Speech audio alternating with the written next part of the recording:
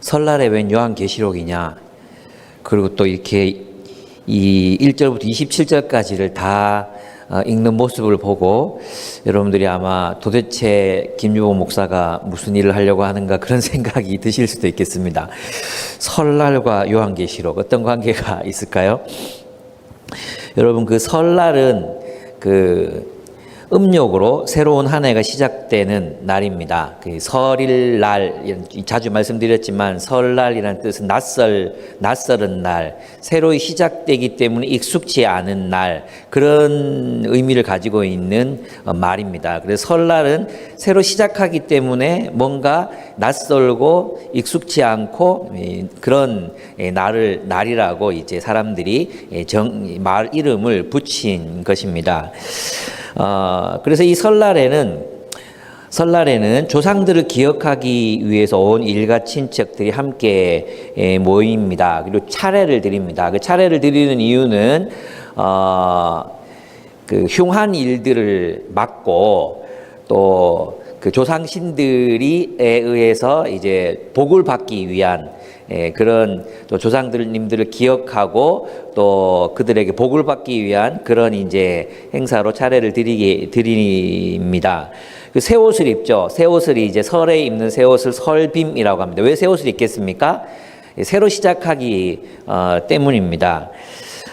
그리고 세배를 드립니다. 새로 인사를 드리면서 모든 인간관계가 이제 리셋되는 거죠. 리셋. 모든 인간관계를 처음부터 다시 시작한다는 의미도 있습니다. 그리고 온 일가 친척 조상신들까지 다 불러 모으기 때문에 우리가 하나의 공동체, 우리 가문이 하나의 공동체라는, 또 나아가서는 온 민족이 하나의 공동체라는 그런 의식을 갖게 하는 날이 바로 설날입니다.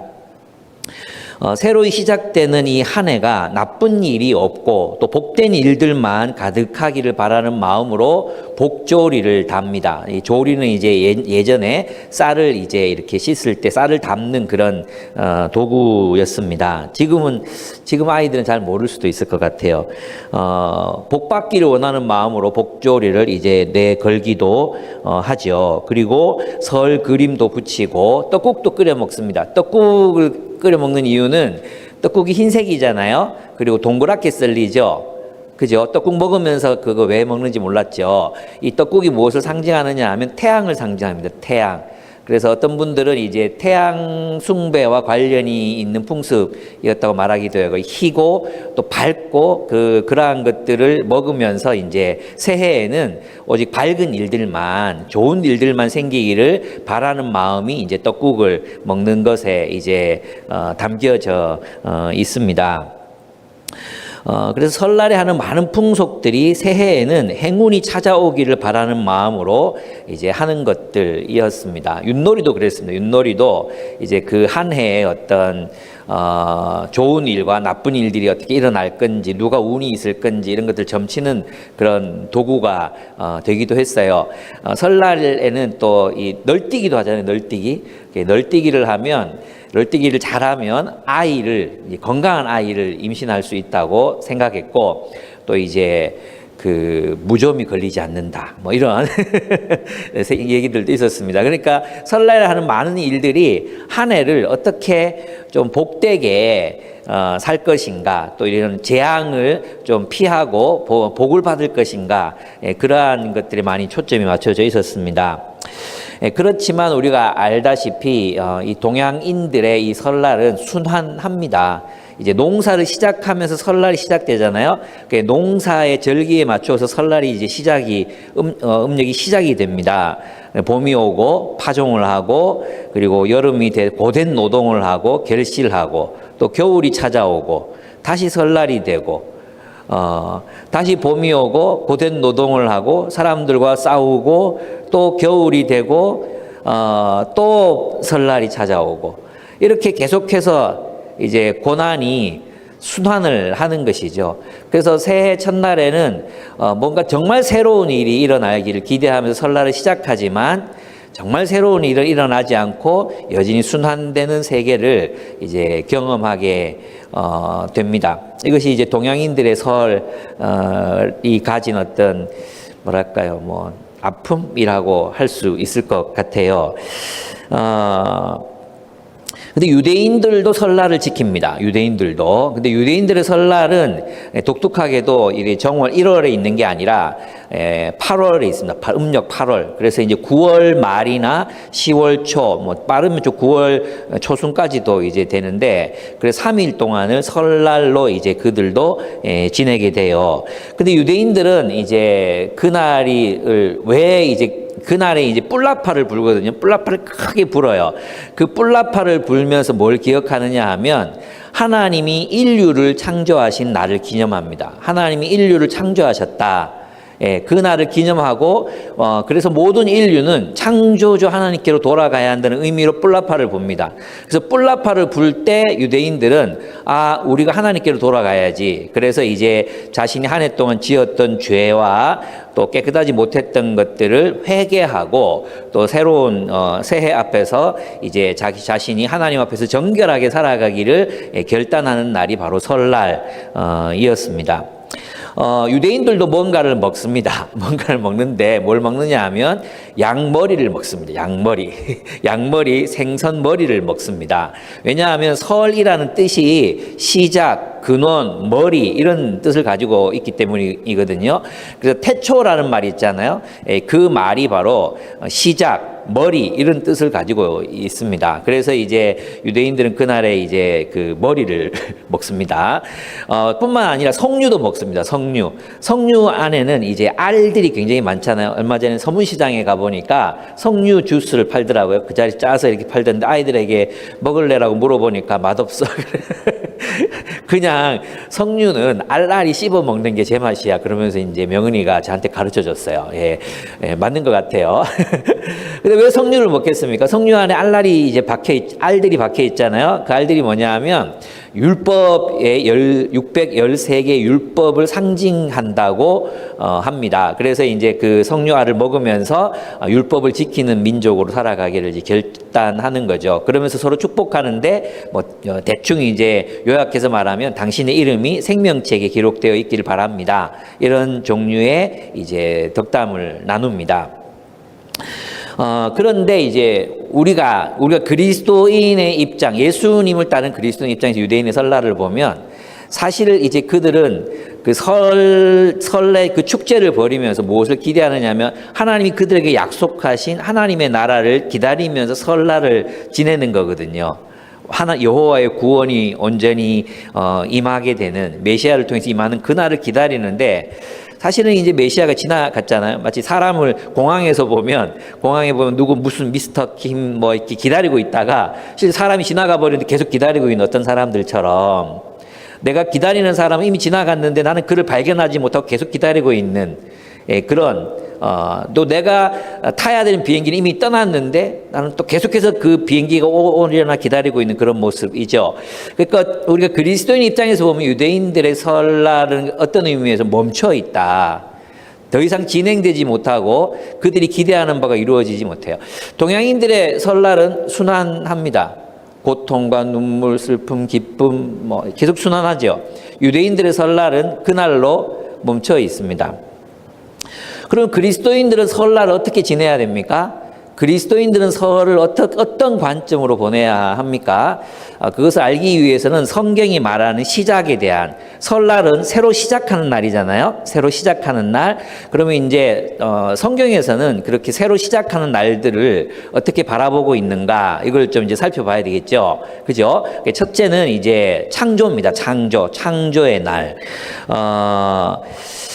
그 성경에는 이 새로운 시작에 대한 이야기들이 많이 있습니다. 하나님이 온 우주 이 세계를 창조하시기 전에는 혼돈과 공허가 온 세상에 가득했다고 말하고 있습니다.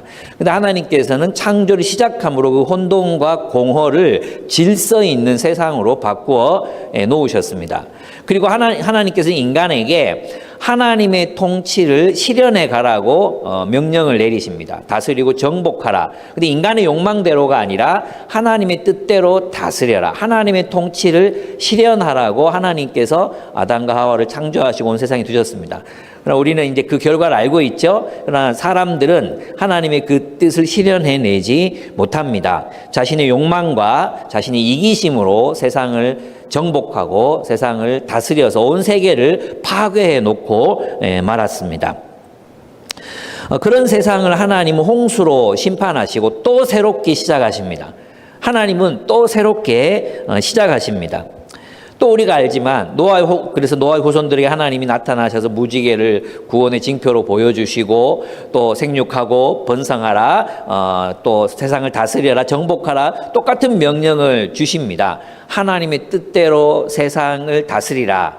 하나님의 뜻대로 하나님의 통치를 실현하라. 혼돈과 공허로 가득한 세상에 하나님의 통치를 실현하라. 그렇게 하나님의 백성들에게 명령을 내렸지만 그들은 얼마 지나지 않아서 제국을 세웁니다. 하나님의 나라를 세우지 않고 제국을 세워요. 바벨론 제국을 건설하고 탑을 그 바벨론 중심에다가 세웁니다.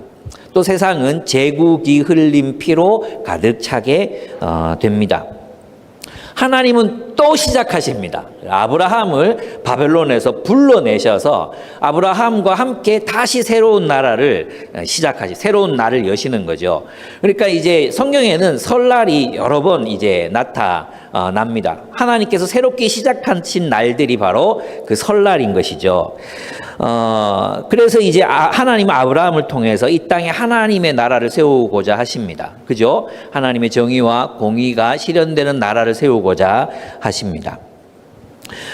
또 하나의 새로운 시작은 바로 출애굽입니다. 출애굽은 어떤 의미에서 그 진정한 시작이었다고도 볼 수 있습니다.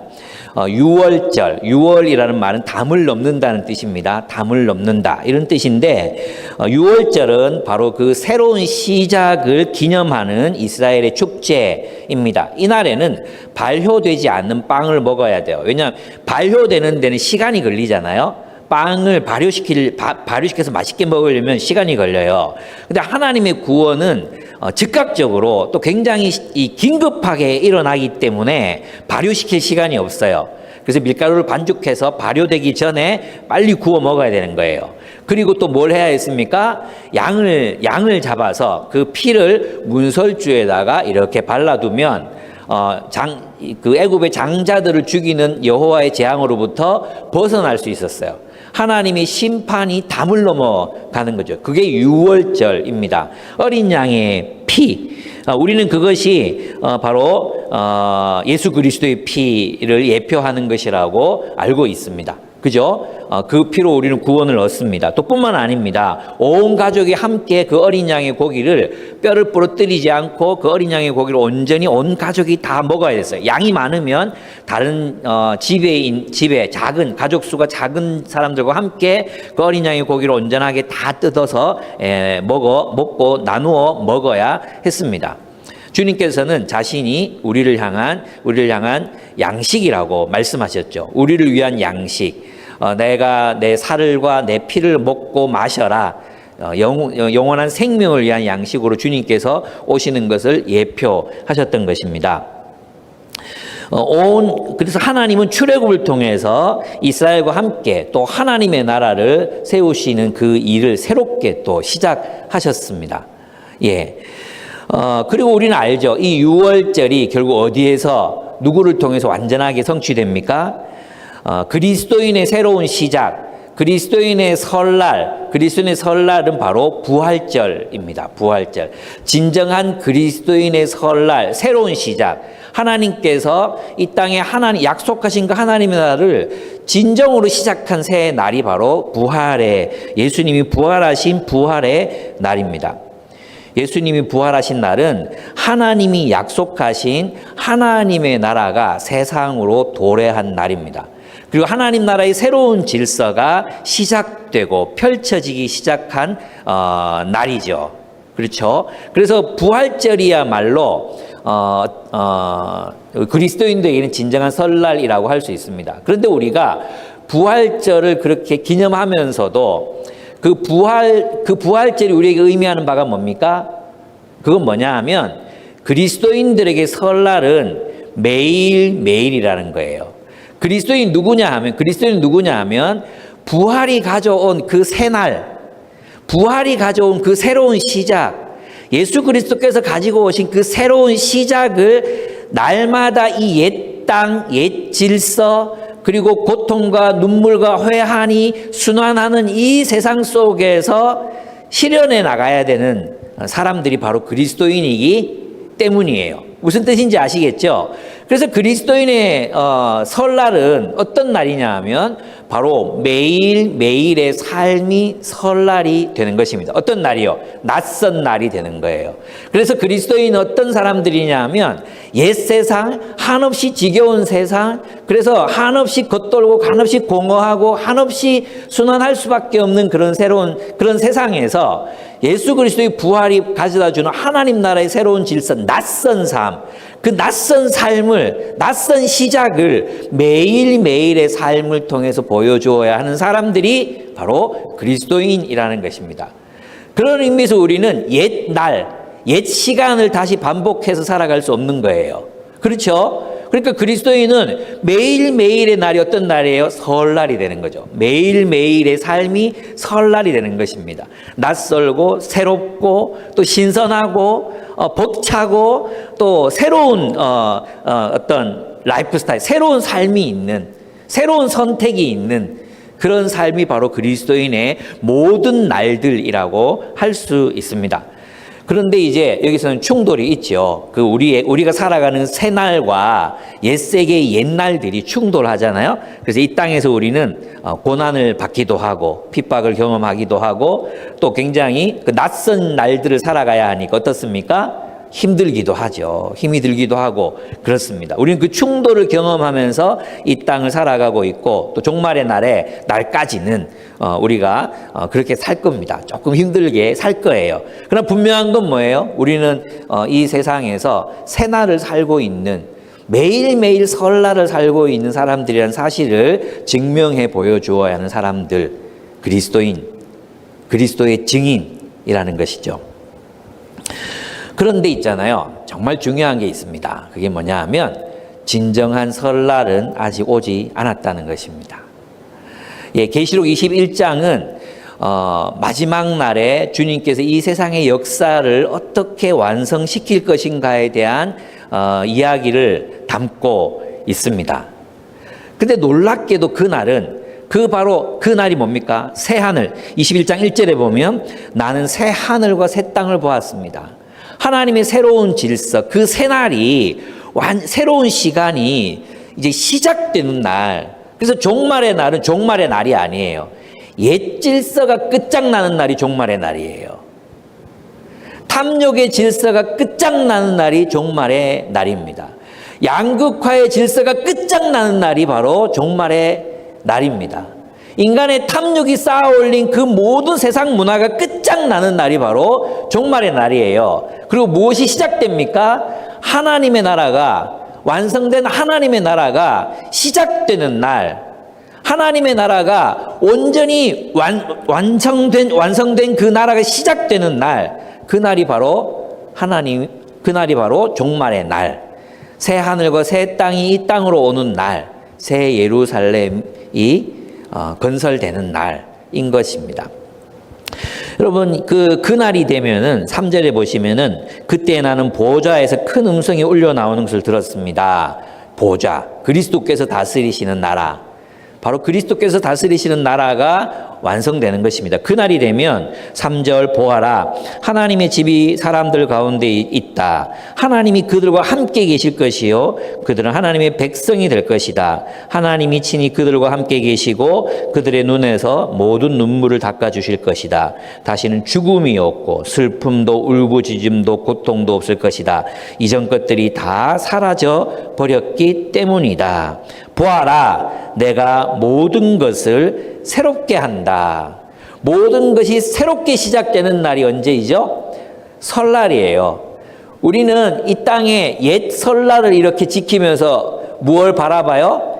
주님께서 가지고 오신 설날을 바라보는 거예요.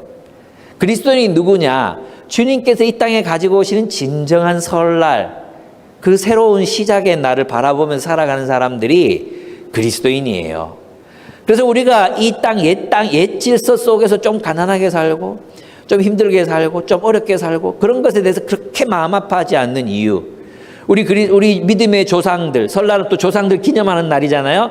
우리 믿음의 조상들이 걸어갔던 그 고난의 길을 이렇게 바라보면서 이 땅에서의 삶에 그렇게 이렇게 뭐 미련을 두지 않는 그런 인생을 살아가는 사람들이 바로 그리스도인이라고 할 수 있습니다.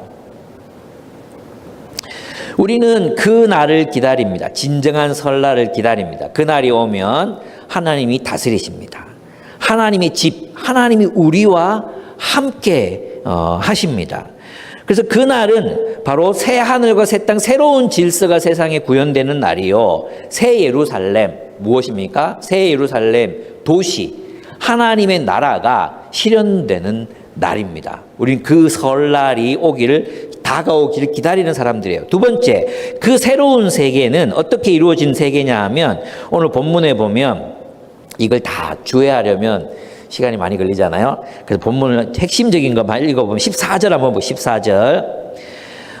이 새 예루살렘 성이라는 게 어떤 건축물을 말하는 게 아니라는 것을 여러분이 아셔야 돼요. 예. 이 새 예루살렘 성은 그냥 도시, 건물 뭐 이런 것들을 말하는 게 아니라 하나님의 백성들로 이루어진 공동체, 새로운 공동체를 의미하는 것입니다. 교회를 의미하는 것입니다. 교회. 무슨 뜻인지 아시겠습니까? 근데 그래서 그 기초가 누구냐 하면 14절 한번 보겠습니다. 그 도성의 성벽에는 주춧돌이 12개가 있죠. 그죠? 주춧돌. 그다음에 그 위에는 어린 양이 누가 있어요? 12사도의 이름이 있습니다. 그죠? 그러니까 이 새 예루살렘의 주춧돌, 기초는 누구예요? 사도들이라는 거예요. 사도적 가르침. 사도들의 가르침, 그 가르침이 뭘 세웠어요? 새 예루살렘을 세우는 것입니다. 그죠? 근데 그게 어디 나오냐 하면 또, 뒤에 옆에 보면은 12대문이 있고 또 그 대문의 이름에는 12지파의 이름이 적혀져 있습니다. 그러니까 이 예루살렘 성 자체가, 이 도시가 의미하는 바가 뭐냐 하면 우리는 자꾸 생각해 새 예루살렘 성 하나님 만들어가지고 땅으로 내려온다고 생각하는데 그게 아니라 이 사도들, 이스라엘 백성들과 하나님의 백성들 전체를 의미하는 거예요. 예, 12지파, 12사도. 근데 그 사도들이 어떻게 표현되어 있냐 하면 19절을 한번 보시면 그 성벽의 주춧돌들은 사도들의 이름이라 그랬잖아요. 사도들, 예수님의 12제자를 말하는 거예요. 그죠? 근데 그 주춧돌들은 뭘로 돼 있어요? 각색 보석으로 꾸며져요. 첫째 주석 벽옥, 둘째 사파이어, 옥수, 비치오, 홍만호, 홍옥수, 황보석, 녹주석, 황옥. 이게 다 뭡니까? 이게 바로 사도들의 가르침을 의미합니다. 사도적 가르침을 의미해요. 사도적인 가르침. 그러니까 이 새 예루살렘 성은 무엇으로 이루어지는 거예요? 사도들의 진리, 이 사도들이 전해준 복음, 그 복음을 보석으로 표현한 거예요. 사도들의 가르침이 다 빛나는 보석들인 거예요. 각기 다른 색깔, 다른 모양을 가진 보석들, 그 진리의 기초 위에서, 사도적 가르침 위에서 세워진 공동체, 도시에는 무엇이 있습니까? 그냥 종교만 있는 게 아니에요. 그죠? 거긴 삶이 있어요. 거기에는 문화가 있어요. 거기에는 모든 것들이 있어요. 과학이 있어요. 기술이 있어요. 지식이 있어요. 관계가 있어요. 또 재미있는 놀이들이 있어요. 그 모든 것들이 사도들이 가르친 복음의 진리, 그 진리를 기초로 세워진 도시, 그 도시가 완성되는 날, 새롭게 시작되는 날이 지금 우리를 기다리고 있다는 것입니다. 세 번째, 그 날에는 있잖아요. 이 성전, 이 예루살렘, 하나님의 나라에는, 이 하나님 나라에는 성전이 없어요.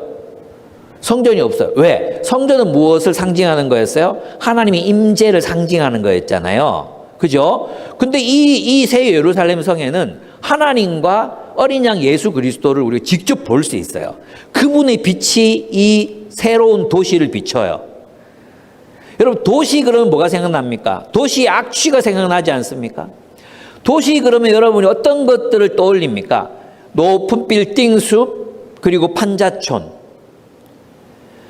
멋들어진 뷰를 가진 고급 주택과 또 고시원, 쪽방촌, 이런 것들이 공존하는 것이 우리는 도시라고 생각하잖아요. 근데 하나님이 다스리시는 이 도시, 하나님의 빛, 여기 23절, 22절 보면 22절부터 보겠습니다. 나는 그 안에서 성전을 볼 수 없었습니다. 그것은 전능하신 주 하나님과 어린 양이 그 도성의 성전이시기 때문입니다. 아멘? 성전이 필요 없어요, 이 도시에는. 왜? 하나님과 어린 양이 직접 그 빛을 우리에게 비춰주시기 때문이에요. 뿐만 아닙니다. 23절, 그 도성에는 해나 달이 빛을 비출 필요가 없습니다. 그것은 하나님의 영광이 그 도성을 비춰 밝혀주며 어린 양이 그 도성의 등불이시기 때문입니다. 이 영광, 이 빛이 뭐겠습니까? 하나님의 진리를 말하는 거예요. 진리. 예수 그리스도의 진리가 온 세상을 비추고 있기 때문에, 그분의 임재가, 그분의 진리가 우리를 둘러 비추고 있기 때문에 사람들은 더 이상 무엇이 진리인가 참인가 고민할 필요가 없는 거죠. 도시예요. 어떤 도시입니까? 하나님의 영광스러운 빛, 진리의 빛이 한껏 비추는 도성이기 때문에 우리가 생각하는, 우리가 경험하는 도시와는 전혀 다른 그런 도시. 거기에는 다시 죽음이 없고 슬픔도 울부짖음도 고통도 없는 도시. 양극화도 소외된 이웃들도 고시촌 쪽방도 없는 그런 도시. 사람들이 피부색 때문에 숨지고 돈 때문에 죽임을 당하고 학살을 당하는 그런 일들이 없는 새로운 도시. 그것이 하나님이 다스리시는, 하나님의 영광의 빛이 비추고 어린 양의 빛이 다 지배하는 그런 도시. 그런 도시가 우리를 기다리고 있습니다. 그리고 그날에는, 이것은 솔로몬의 성전의 모습은 모형이거든요. 모형. 하나님이 그래서 솔로몬이 지은 그 성전을 활용하신다고 했잖아요. 그 성전이 보여주는 게 뭐냐 하면 26절을 보겠습니다. 24절부터 보겠습니다. 민족들이 그 빛 가운데로 다닐 것이요. 이제 모든 민족이 뭐 하는 거예요? 그 예수의 진리의 빛 가운데 다니는 거예요. 예수의 진리의 빛 가운데. 이제는 온 세상이 뭐가 되는 거죠? 예, 바로 성전이 되는 것입니다. 그 성전, 그 예루살렘 성으로, 예, 모든 민족들, 그리고 왕들의 명예와 왕들의 존귀함이 그 성 안으로 몰려 들어오게 됩니다. 26절, 그리고 사람들, 민족들의 영광과 명예를 그 도성으로 들여올 것입니다. 모든 세상의 문화가 하나님 나라 안으로 들어와서 그 문화들은 세례를 받고 그 세례를 받아서 그들은 하나님 나라에 합당한 도구들로 사용되게 될 것입니다. 얼마나 멋진 날이 우리를 기다리고 있습니까? 그래서 저는 이제 결론을 맺으면 이렇습니다. 그리스도인들이 설날을 보내는, 우리 그리스도인 도대체 설날 어떻게 보내야 되는가? 그리스도인과 설날은 무슨 상관이 있는가? 이런 의문들이 우리에게 들지 않습니까? 첫째, 그리스도인들에게 설날은 이런 의미가 있습니다. 그것은 바로 우리 가족과 친척들을 축복하는 날이 되어야 합니다. 축복하는 날. 그죠? 왜냐하면 가족 공동체들이 함께 모여서 뭐 합니까? 가족 공동체들이 모여서 서로 조상의 은덕을 기리고, 조상님들 때문에 우리가 이렇게 참 행복하게 살고 있다. 그리고 옆 이웃들과 함께 서로 덕담을 나누고 축복하잖아요. 그죠? 그리고 그들은 그 새로운 시작의 출발점, 그 설날로부터 온 한 해가 좀, 이제 올 한 해는 다른 해와 다르게 흉한 일이 좀 없고 복된 일들만 가득했으면 좋겠다. 이런 서로 덕담을 나누고 윷놀이도 하고 또 국도 먹고 그렇게 하는 거 아닙니까? 그러니까 우리 그리스도인들은 설날 어떻게 해야 돼요? 설날이면 아이 싫어, 뭐 제사 드리니까 싫어, 가기 싫어, 이게 아니에요. 설날 우리 가서 뭐 해야 되는 거예요? 축복해야 됩니다. 축복. 마음속으로 그들을 축복하고, 하나님 정말 이들이 한 해 동안 늘 이 공허와 혼돈이 수레바퀴 돌듯 하는 이들의 삶이지만 하나님 이들을 축복해 주십시오. 이들이 불운한 일을 겪지 않도록 주님께서 도와주십시오. 하나님 이들을 축복해 주십시오. 그럼 우리는 축복의 통로로 그 자리에 가는 것입니다. 네, 두 번째 우리가 설날 어떤 의미로 보내야 되는가? 우리에게는 어떤 날이 설날이라 했어요? 매일매일이 설날이다. 그러니까 여러분 매일매일 새로운 시작, 주님께서 가지고 오신 그 부활의 질서를 살아가는 삶 살아가자. 낯설은 날, 매일 하루하루를 낯선 날을 시작하는 마음으로, 늘 익숙했던 옛날이 아니라 또 새로운 어떤 날, 새로운 날들로 그 하루를 시작하자는 것입니다. 세 번째, 우리는 이 설날 우리 기대해야 되는 게 뭐예요? 그거예요. 바로 동양인들의 설날. 또 한 해 동안 순환하는 그 고통이 순환하는 그 세상에서 흉액을 멀리하고 축복이 왔으면 좋겠다. 이게 계속 돌잖아요. 정도에 따라서 계속 돌잖아요. 유대인들의 설날. 그는 지나가 버렸어. 그냥 메시아는 지나갔고 그들은 오지 않는 비행기를, 이미 떠나버린 비행기를 계속 기다리고 있습니다. 멈춰버린 설날. 우리는 그러는 설날이 아닙니다. 우리는 어떤 설날을 기다린 매일매일의 삶을 설날로 살면서 다가올 설날. 하나님께서 시작하시는 새로운 날. 모든 세상의 악한 것들이 끝장나고 하나님의 새로운 일이 시작되는 그날. 그날을 기다리며 살아가는 삶이 바로 그리스도인의 삶이에요. 그래서 우리는 이랬으면 좋겠어요. 설날에는 이걸 기억했으면 좋겠어요. 주님이 이 땅에 오셔서 6월절 어린 양이 되심으로 우리에게 매일매일의 날을 설날로 허락하셨다.